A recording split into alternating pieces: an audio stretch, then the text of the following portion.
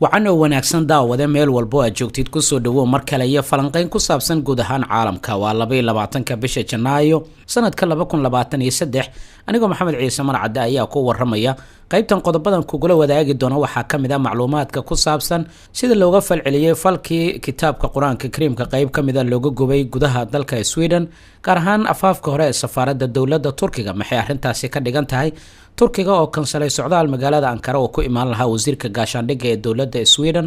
dalalka midowga Yurub oo muuqanaya inay ka daaleen inay taageeraan ciidamada dawladda Ukraine digniinta gobolka Crimea diyaaradaha droniska halkaasi lagu weeraray ciidamada dawladda Ukraine oo guulo sheegtay Mareykanka oo muuqanaya inuu qoys uu ku dhow yahay gacantan uu ka taaganayo dagaalka ka soconaya gudaha dalkaasi Ukraine iyo qodobo kale oo dhowr ayaan qaybtan ku falanqeyn doonaa oo ay ka mid yihiin askariga Mareykanka ka tirsanaa ee lagu dilay gudaha dalka Ukraine isaga oo dagaalamaya iyo qodobo kale ayaan eegi doonaa insha Allah ha hilmaamin in like saarta muuqaalka ka dhibata aragtidaada qodobka ku soo jiitay lana wadaagta saaxiibadaada aad baad u mahadsantahay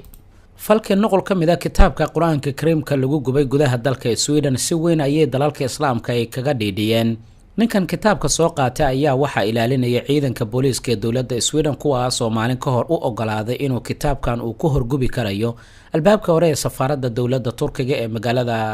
Stockholm ee caasimadda dalka Sweden waxa muuqanaysa si gaar ahaaneed ninkan in uu u bartilmaameysanayo Turkiga iyadoo Turkiga iyo Sweden xiisad adag ay u dhaxayso xiisadaas oo ku saleysan in Turkiga hor taagan yahay dalalka gaashaanbuurta NATO ee Sweden qayb ay ka noqoto iyo arrimo kale oo dhowr ah oo jira ayaa haddana ninkan waxa uu qaatay go'aanka ah in marka kitaabka uu gubayo uu la tago albaabka hore ee safaaradda dawladda Turkiga dawladda Turkiga arrintan jawaab adag ayay ka bixisay oo si weyn ayay kaga carootay tan iyo maalintii shalay wasaaradda arrimaha dibadda ee dawladda Turkiga ayaa si weyn kaga hadlaysay arrinta waxaa ka sii daran dawladda Turkiga waxay gabi ahaanba joojisay socdaal dhawaan la filayay inuu magaalada Ankara ee dalkani Turkiga uu ku yimaado wasiirka gaashaandhigga ee Paul Johnson ninka la yiraahdo booqashadaas oo la sheegay inay ku saleysneed arrimo ay ka mid yihiin sidii uu dawladda Turkiga kala hadli lahaa in Turkiga uu ogolaado Sweden inay qayb ka noqoto dalalka gaashaanbuurta NATO dawladda Turkiga oo si weyn kaga careysan marka in nuqul kitaabka Quraanka Kariimka ah la gubo safaaradoodana lagu horgubo ayaa madaxweyne Erdogan qoraal uu soo saaray waxa uu gabi ahaanba ku kansalay socdaalka wasiirka gaashaandhigga iyo xubno kale oo Sweden ka tirsan ay ku imaan lahaayeen dalka Turkiga 27 bishan aynu ku guda jirno 5 maalin kadib tanna waxay macno weyn u sii sameynaysaa xiisadda labada dawladood u dhaxaysa qoraal ka soo baxay xafiiska wasaaradda gaashaandhigga ee dawladda Turkiga ayaa sidaas lagu sheegay gabi ahaanba waxa la sheegay in la joojiyo socdaalka wasiirkan oo ku imaan lahaa dalka Turkiga dalalka Carabta iyo dawladaha Islaamka ayaa si weyn arrintan kaga soo horjeestay in hogaamiyaha midigta fog ee dalka Denmark u dhashay Rasmus Paludan ninka la yiraahdo inuu nuqul kitaabka Quraanka Kariimka ku horgubo safaaradda dawladda Turkiga ee magaalada Stockholm ururka iskaashiga Islaamka ururo badan oo Islaamka ah ayaa arrintan si weyn kaga dhiidhiyay boqortooyada Sacuudiga qoraal ka soo baxay wasaaradda arrimaha dibadda dawladda Kuwait wasaaradda arrimaha dibadda dawladda Jordan wasaaradda arrimaha dibadda Pakistan Turkiga oo si weyn arrintan kaga hor yimid iyo dawlado kale ayaa cambaareeyay falkan waxaana ay ku tilmaameen in ay tahay mid islaam nacayb ah sidoo kalena islaamka lagu dandaansanayo waxay sidoo kale si weyn ay kaga dhiidhiyeen in dawladda Sweden ciidankeeda ay ogolaadaan ilaalinta ninkan xadgudubka ku sameynaya diinta islaamka waxyaabaha ka soo kordha macluumaadyadeenna kale ayaan ku ogaanina insha Allah ciidamada dawladda Ruushka ayaa u muuqanaya inay awood u adeegsanayaan difaacii hore ee ciidamada dawladda Ukraine ee aaga magaalada Zaporozhye oo leh xarunta ugu weyn ee tamarta korontada nuclearka magaalada Bakhmut agaarkeeda waxa ka soconaya dagaal aad u culus iyadoo wararka qaar ay sheegayaan in magaalada la isla galay oo gudaheeda laga dagaalamayo magaaladan waxa muuqanaysa in dhinacyadeeda ay ku hareereysan yihiin ciidamada dawladda Ruushka waxa la sheegayaa dawladda Ukraine ciidankeeda in magaalada dhexdeeda dhufaysyo waaweyn ay ka sameysteen oo ay doonayaan inay la dagaalamaan ciidanka dawladda Ruushka afayeen u hadlay ciidamada dawladda Ukraine ayaa sheegay in xaaladda magaalada ay aad u adag tahay mar walbaana ay isbedeli karayso ciidamada dawladda Ruushka waxay ku dadaalayaan inay wada qabsadaan guud ahaan magaalada Bakhmut waa magaalo istiraatiiji ah haddii magaaladan ciidamada Ruushka ay qabsadaan waxay ka dhigan tahay inay xaqiijiyaan ammaanka jasiiradda Crimea waxa kale oo ay ka dhigan tahay in gobolka Donetsk oo idil ay gacanta ay ku hayaan ciidanka Ruushka iyo kuwa uu taageerayo ciidamada dawladda Ukraine ayaa dhankooda waxay sheegeen inay doonayaan inay difaacaan magaalada Kiev iyo magaalooyin kale oo dhowr ah magaalada Kiev mar kale waxa laga baqayaa Ruushka sanad kadib inuu weerar adag uu ku qaado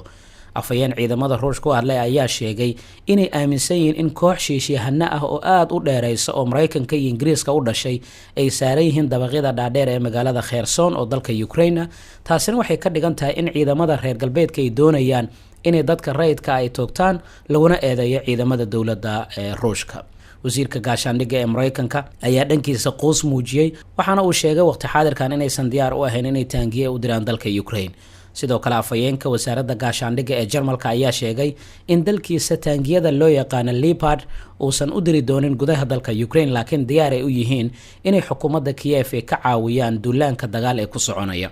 taliyaha guud ee ciidamada Mareykanka General Mark Milley ayaa dhankiisa sheegay inay adag tahay xilligan in ciidanka Ruushka laga saaro dhulkii ay qabsadeen oo dalka Ukraine, sidaas daraadeedna uu soo jeedinayo in wax walba wada hadal lagu dhameeyo. waxaana uu yiri dagaal walba wuxuu ku dhamaadaa wada hadal, waana in dowladda Ruushka lala hadlaa ayaa markii ugu horeysay afkiisa ka soo yeertay. waa mas'uulkii ugu horeeyay oo Ameerikaana oo soo jeediyay in Ruushyaanka wada hadal lala galo, waxaana muuqanaysa guul military inuu gaaray Ruushka. mas-uulkan Ameerikaanka waxa uu sheegay inuu aaminsan yahay in ciidamada dowladda Ruushka kaga geeriyooday dagaalka muddada sanadka ku dhow ka soconaya dalka Ukraine ay gaarayaan ilaa 100,000 oo askari. Mareykanka waxa kale oo ay sheegeen in ciidamada calooshooda shaqaystayaasha ee Wagner loo yaqaan ay ku dari doonaan liiska ururada hubeysan oo argagixisada ay u yaqaanaan. Ukraine dhankeeda waxay u egtaa xaaladdu inay aad ay ugu sii xun tahay. dhul horle ayaa laga qabsanayaa maalin walba, halka reer galbeedka isku raaci la'yihiin in taangiyada ay u baahan yihiin ciidanka reer Ukraine la siiyo, iyadoo weliba qayladhaan adag ay ka soo yeeraysa madaxweyne Zelensky oo uu ku dalbanayo taangiyada dagaalka ah. dowladihii reer galbeedkana ay isku fahmi waayeen kadib kulankii Jimcihii ka dhacay gudaha dalka Jarmalka. dhinaca kalena askari ka tirsan ciidamada Mareykanka ayaa lagu waramayaa in lagu dilay gudaha dalka Ukraine isaga oo dagaalamaya. ciidamada badda ee dowladda Mareykanka ayaa shalay waxay xaqiijiyeen in xubin ka tirsan ciidankooda lagu dilay bariga dalka Ukraine. sargaalkan sare oo ka tirsanaa ciidamada badda ee Mareykanka ayaa magaciisa lagu sheegay Daniel Swifty. 18 bishan aynu ku jirno ayaa la sheegay inuu u geeriyooday dhaawac soo gaaray kadib markii dagaal uu la galay ciidamada dowladda Ruushka. waxaan xaqiijin karnaa dhimashada muwaadin Ameerikaan ah oo ka dagaalamay dalka Ukraine ayaa lagu yiri bayaan ka soo baxay wasaaradda arrimaha dibadda ee Mareykanka. diiwaankii Swifty waxa uu muujinayaa inuu helay bilado uu ku mutaystay dagaalkii uu kaga qayb galay dalalka Afghanistan iyo Iraq, balse sargaalkan ayaa si qarsoodi ah kaga shaqeynaya gudaha dalka Ukraine. mas-uuliyiinta ciidamada badda ee dowladda Mareykanka ayaa sheegay in Daniel Swifty loo diiwaan geliyay maqnaashiyo fasax la'aan tan iyo bishii Maarso 2019. madaxweynaha dalka Mareykanka Joe Biden ayaa muwaadiniinta Ameerikaanka ka niyajibiyay inay qayb ay ka noqdaan tababarka tabaha shisheeye ee ay dejisay xukuumadda Kiev. ugu yaraan 8 qof oo Ameerikaan ayaa sidaasi sameeyay, dhammaantoodna waxaa la sheegay in lagu dilay gudaha dalka Ukraine. falanqeeyaasha siyaasadeed waxay qabaan aragtida ah in ciidamada gaarka ee leh tababarka aadka u sarreeya kana tirsan dalalka gaashaanbuurta NATO iyo kuwa u dhashay Ingiriiska iyo Mareykankaba ay si firfircoon ay qayb ay kaga qaadanayaan howlgallada military ee Ukraine ka soconaya tan iyo markii colaadda ay sii fiday dhammaadkii bishii Febraayo 2022. warbaahinta Faransiiska ayaa ka marakacday joogitaanka howlwadeenadeeda gaarka ah ee Ingiriiska iyo Mareykanka bishii Abriil ee sanadkii la soo dhaafay. bishii December taliyii hore ciidamada Mareykanka ee boqortooyada Ingiriiska General Robert McGowan ayaa dhankiisa shaaciyay in ciidamada Mareykanka boqortooyada ay ku howlanaayeen ama qayb ay ka ahaayeen howlaha qarsoodiga ah ee aadka xasaasiga u ah ee ka soconaya gudaha dalka Ukraine. bishii Agoosto warbaahinta Ingiriiska ayaa shaacisay jiritaanka koox si bareer ah oo u muuqata inay garab siinayaan ciidanka dowladda Ukraine, waxaana hogaaminayay Andrew Malpan oo ahaa howlgab ka tirsanaa ciidamada Mareykanka.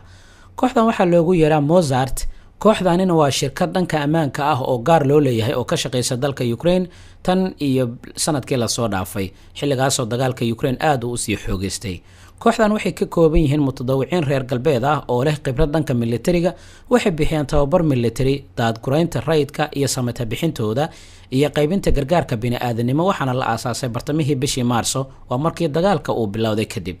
Washington waxay ku adkeysanaysaa in Mareykanka qayb uusan ka ahayn dagaalka ka soconaya dalka Ukraine, inkastoo balaayiin dollar ay ugu yaboohayaan gargaar maaliyadeed iyo sahay military oo la siinayo ciidanka dowladda Ukraine.